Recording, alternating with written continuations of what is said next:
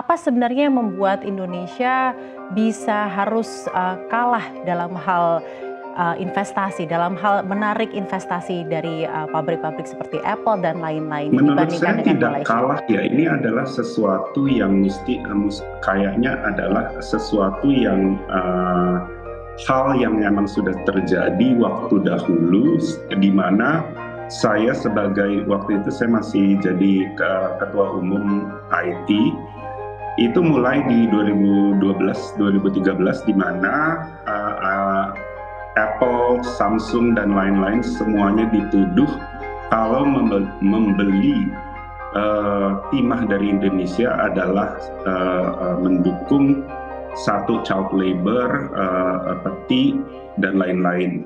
Raksasa teknologi Apple pernah berkeinginan untuk menjadikan Indonesia sebagai salah satu tempat produksi utama produk-produknya.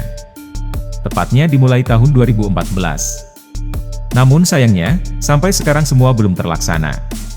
Malahan sekarang Apple gencar membuka jaringan seperti Apple Store di negara tetangga Malaysia.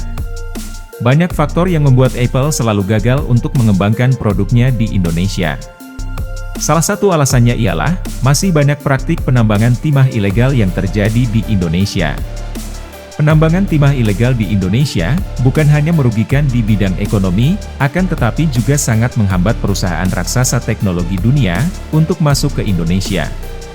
Asosiasi mereka mengatakan, jika mendirikan pabrik di Indonesia, itu sama saja dengan mendukung penambangan timah ilegal di Indonesia. Korang semua dah tahu kan, Apple Store Malaysia akan officially ada dekat dalam Malaysia dan lokasinya adalah sudah tentunya dah lama dah dirumuskan TRX City.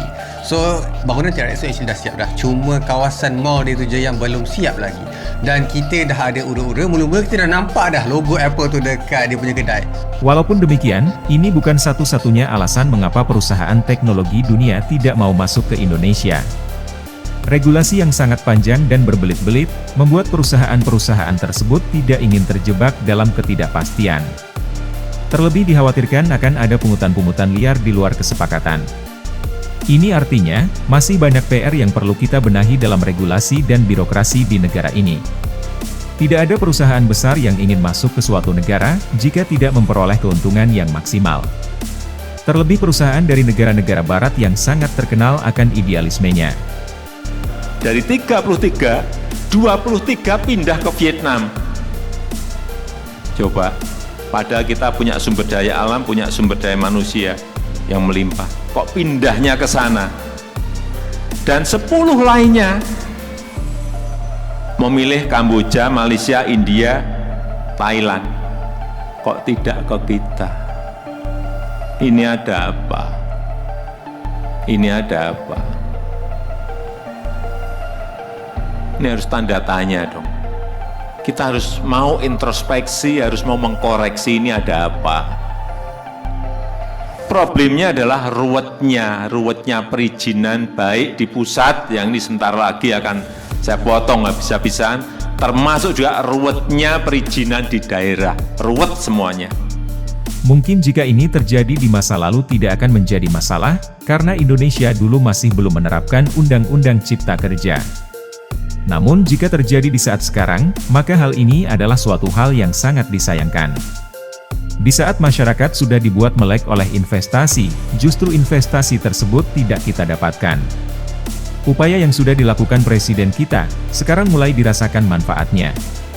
Malahan yang dulu Undang-Undang Cipta Kerja dianggap sebagai suatu kesalahan, kini kita anggap suatu keterlambatan dalam melaksanakannya.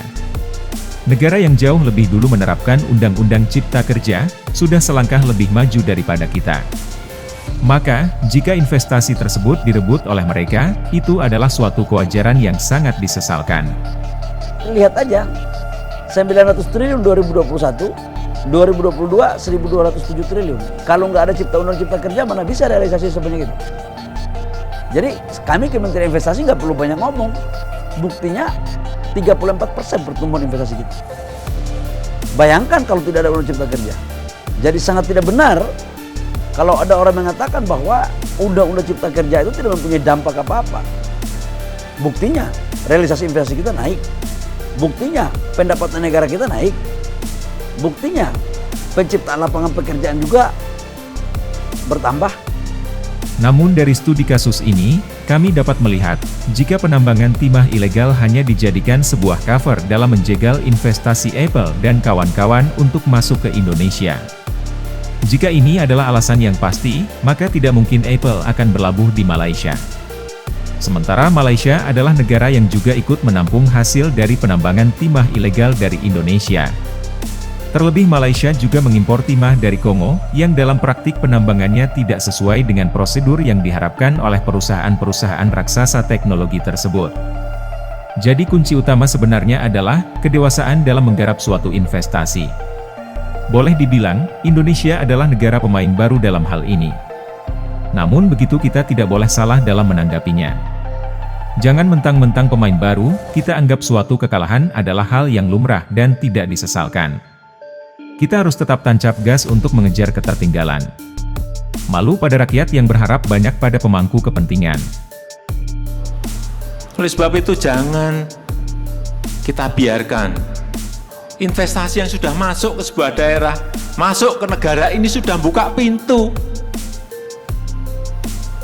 Sudah ada minat, tidak bisa realisasi. Gara-gara yang paling banyak adalah mereka tidak dilayani dengan baik. Izin nggak diurus oleh kita, harusnya kita ini melayani. Apa yang kurang, Pak? Oh ini ya, dilayani secepat-cepatnya, sehingga bisa realisasi dan memunculkan yang namanya lapangan pekerjaan bagi rakyat kita. Di Indonesia sendiri kami meyakini, masih banyak orang-orang yang berkompeten dalam menarik investasi-investasi besar. Sedangkan Undang-Undang Cipta Kerja yang baru disahkan di tahun 2020 saja, sampai hari ini sudah bisa menarik investasi dengan nilai fantastis yang menguntungkan banyak pihak. Kami pun melihat bahwa ini hanya masalah waktu saja, sampai Indonesia bisa membuktikan bahwa perusahaan-perusahaan besar yang berinvestasi di Indonesia akan mendapatkan keuntungan di luar ekspektasi mereka.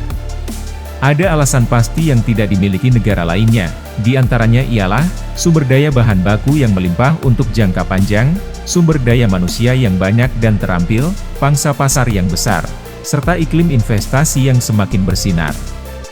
Mungkin di tahun ini Apple masih belum masuk di Indonesia, namun besar kemungkinan di tahun-tahun berikutnya, Apple dan perusahaan-perusahaan multinasional lainnya akan berbondong-bondong memasuki Indonesia. Jika ada yang perlu ditambahkan, bisa teman-teman tulis di kolom komentar. Sekian dulu video dari kami, silahkan dukung kami dengan like, komen dan subscribe. Guna mengembangkan channel ini, untuk memberikan informasi lebih tentang negara tercinta kita Indonesia. Terima kasih dan sampai jumpa di video menarik berikutnya.